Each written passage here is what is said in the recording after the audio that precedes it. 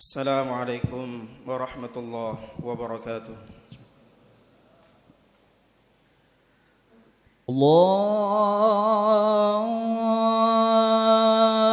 Akbar, Allahu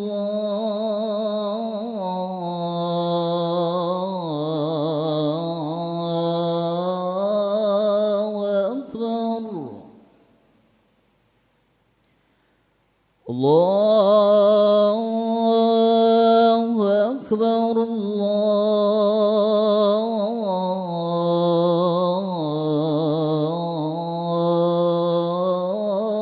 Akbar,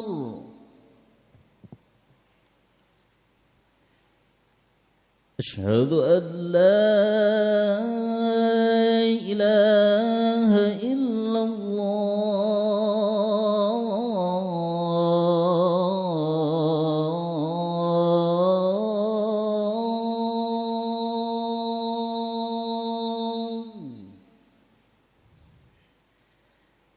أشهد أن لا إله إلا الله،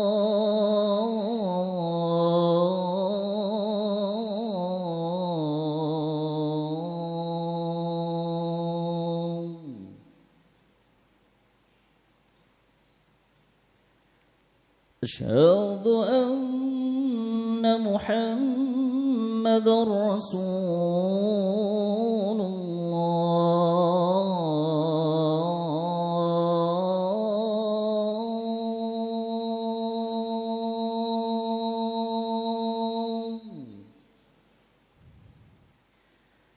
أشهد أن محمدًا رسول الله.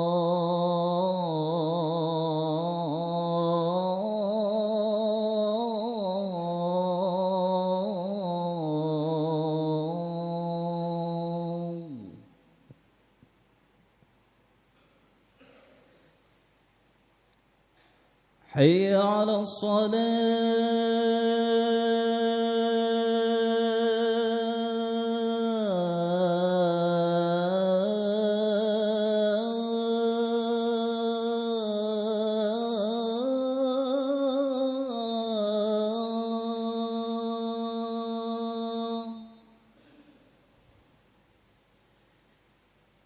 حي على الصلاة،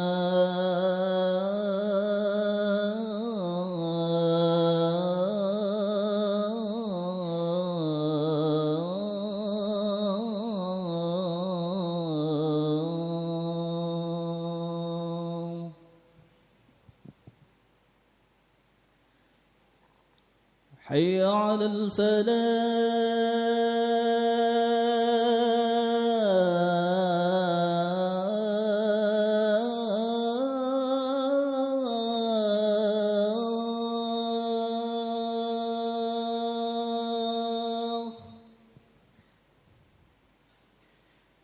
حي على الفلاح.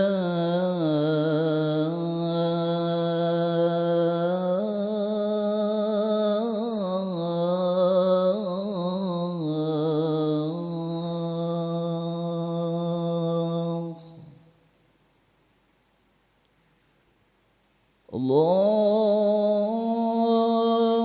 أكبر،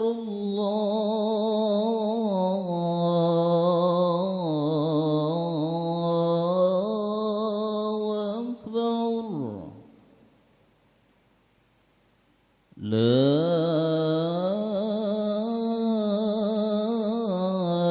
إله إلا الله.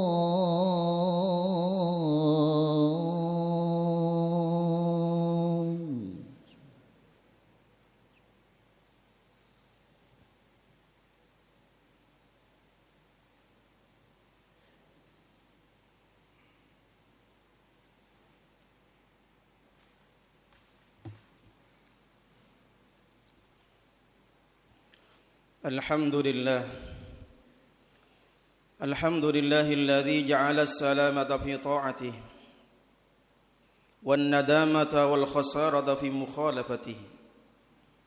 أشهد أن لا إله إلا الله وحده لا شريك له الذي لا يشارك أحد في ملكه وألوهيته، وأشهد أن سيدنا محمدا عبده ورسوله الذي هو رؤوف رحيم بأمته اللهم صل وسلم وبارك على سيدنا محمد وعلى آله وأصحابه وأتباعه إلى يوم لقاء ربه أما بعد فيا عباد الله أوصيكم ونفسي بتقوى الله فقد فاز المتقون قال الله تعالى في القرآن الكريم وهو أصدق القائلين يا أيها الذين آمنوا اتقوا الله حق تقاته ولا تموتن إلا وأنتم مسلمون صدق الله العظيم. Ma'asyiral muslimin, jamaah salat Jumat yang dirahmati oleh Allah Subhanahu wa taala.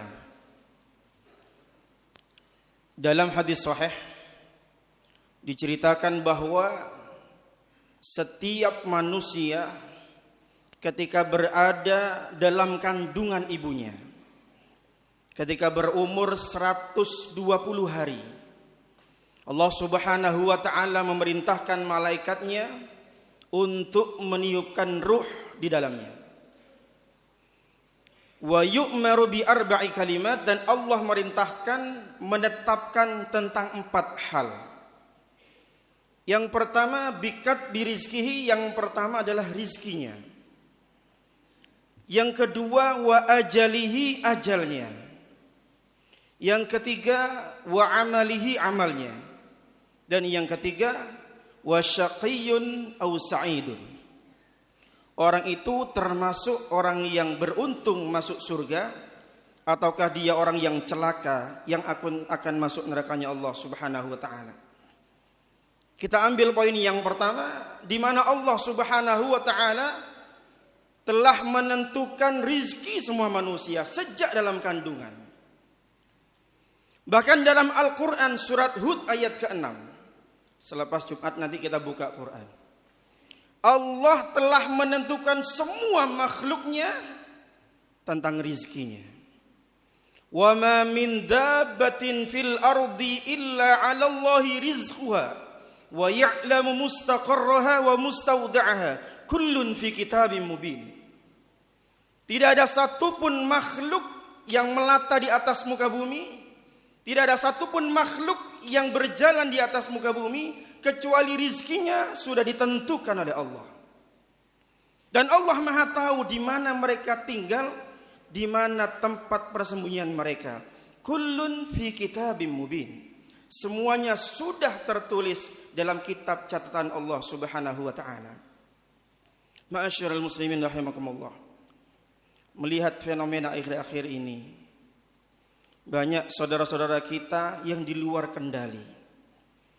Banyak saudara kita yang sudah keluar dari rel-rel agama, sehingga mereka menghalalkan semua cara untuk mendapatkan rezeki, mengambil hak orang lain, baik dengan cara mencuri, mohon maaf, dengan cara merampok ataupun membegal, bahkan tidak segan-segan untuk membunuh korbannya.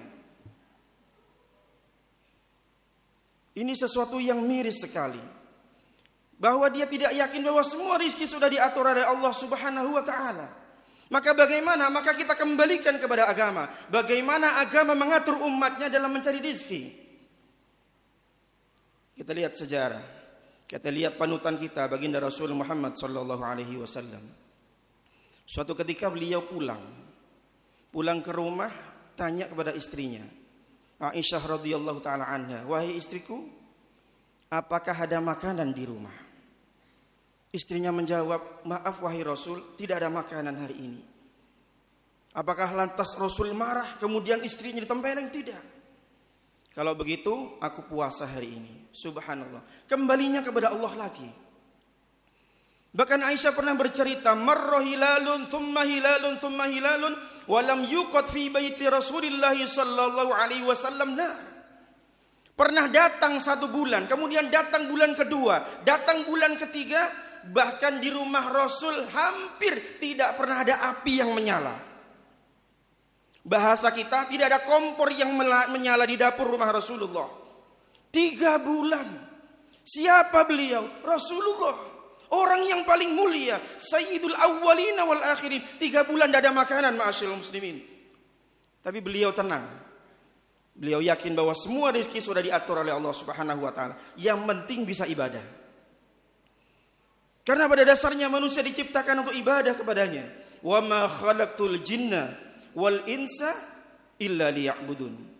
Tidaklah aku ciptakan jin dan manusia kecuali hanya untuk beribadah kepadaku, kata Allah.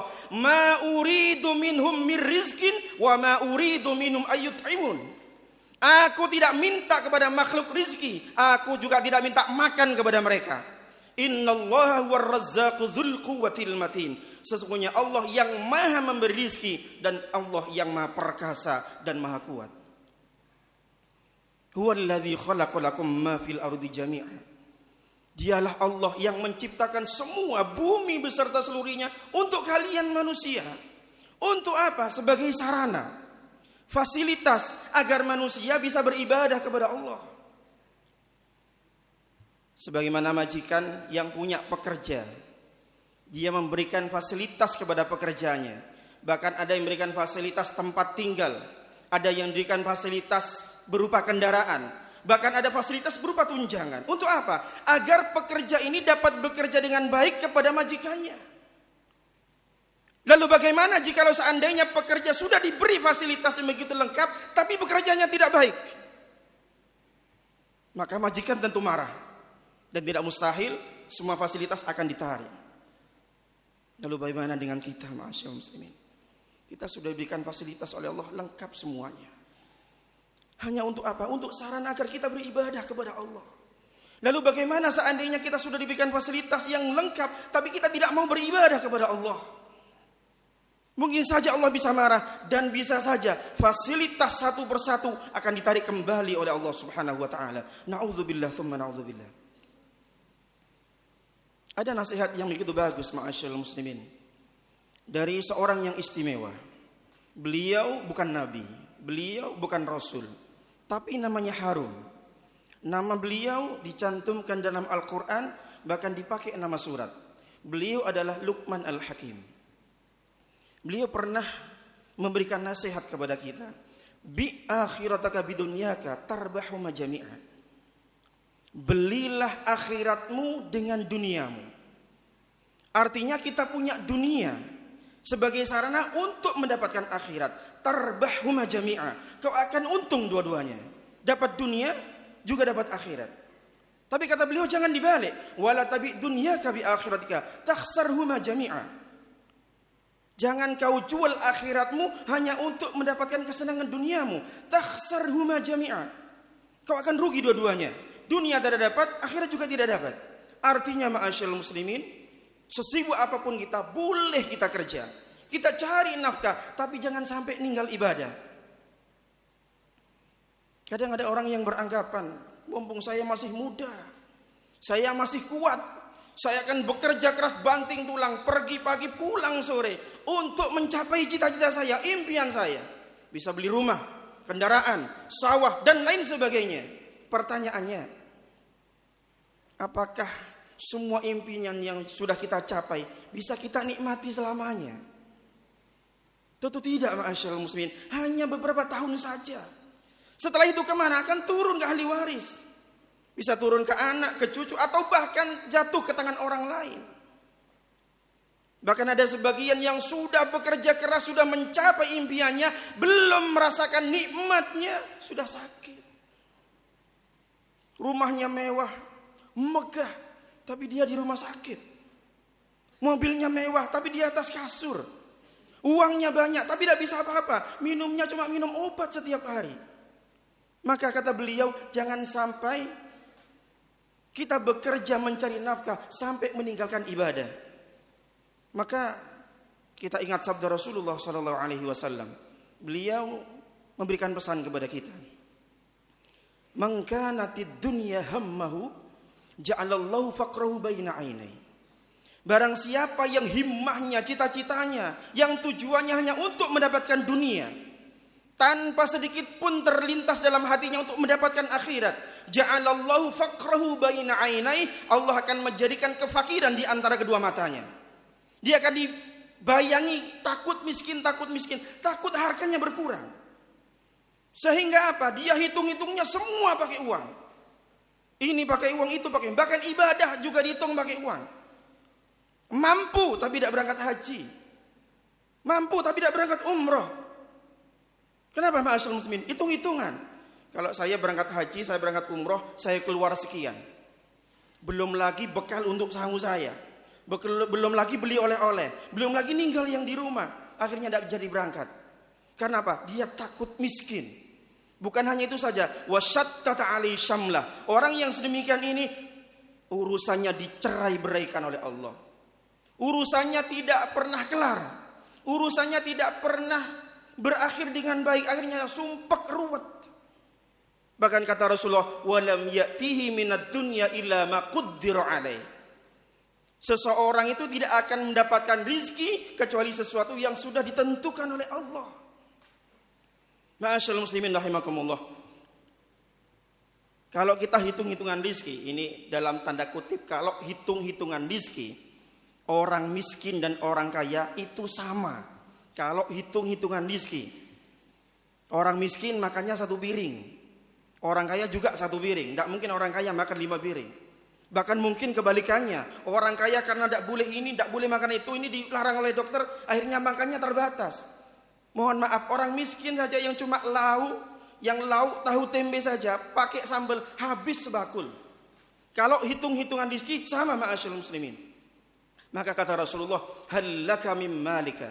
Tahukah kalian apa hartamu yang sesungguhnya? Aku beritahukan kepada kalian hartamu sesungguhnya, ma akalta fa afnaita. Sesuatu yang kamu makan sampai masuk ke dalam perut jadi kotoran, itu rizkimu yang sesungguhnya. Wa ma labista fa ablaita. Sesuatu yang kamu pakai sampai kusang, sampai kusut, sampai rusak, itu rizkimu yang sesungguhnya. Wa ma tasaddaqta fa abqaita. Dan sesuatu yang kamu sedekahkan, itulah hartamu yang sesungguhnya, yang akan kau tuai besok di akhirat. Ma'asyiral muslimin rahimakumullah. Dan yang kedua terakhir, wa man kanatil akhirah hammahu. Barang siapa yang himmahnya, cita-citanya, keinginannya untuk mencapai kehidupan di dunia, kehidupan akhirat, untuk mencapai kebahagiaan akhirat, kata Allah, ja'alallahu ghinahu fi qalbi.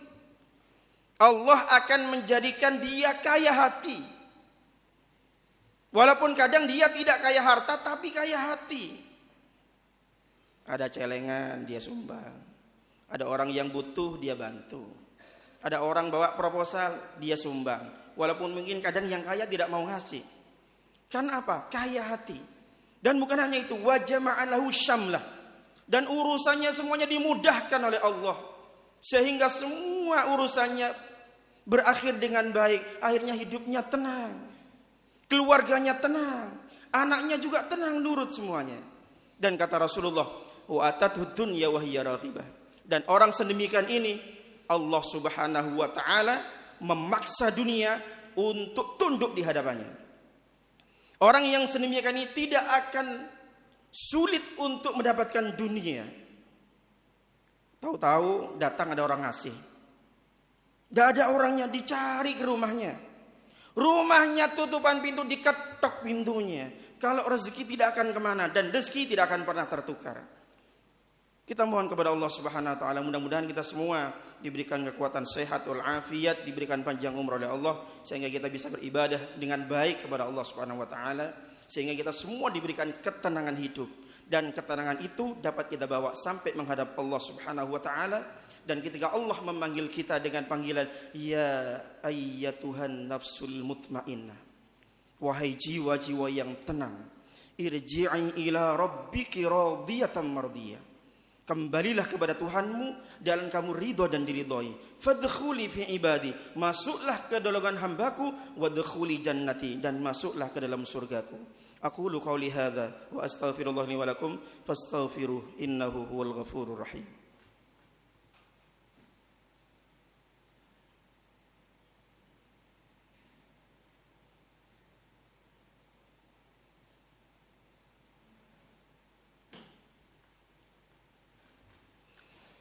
Alhamdulillah hamdan kama amar أشهد أن لا إله إلا الله وحده لا شريك له إرغاما لمن جحد به وكفر وأشهد أن سيدنا محمدا عبده ورسوله سيد الإنس والبشر اللهم صل وسلم وبارك على سيدنا محمد وعلى آله وصحبه ما اتصلت عين بنظر وأذن بخبر أما بعد فيا أيها الناس اتقوا الله تعالى وذروا الفواحش ما ظهر منها وما بطن وحافظوا على الطاعة وحضور الجمعة والجماعة واعلموا أن الله أمركم بأمر بدأ في بنفسه وثنى ملائكته المسبحة بقدسه فقال تعالى ولم يزل قائلا عليما إن الله وملائكته يصلون على النبي يا أيها الذين آمنوا صلوا عليه وسلموا تسليما اللهم صل وسلم وبارك على سيدنا محمد وعلى آل سيدنا محمد كما صليت وسلمت وباركت على سيدنا إبراهيم وعلى آل سيدنا إبراهيم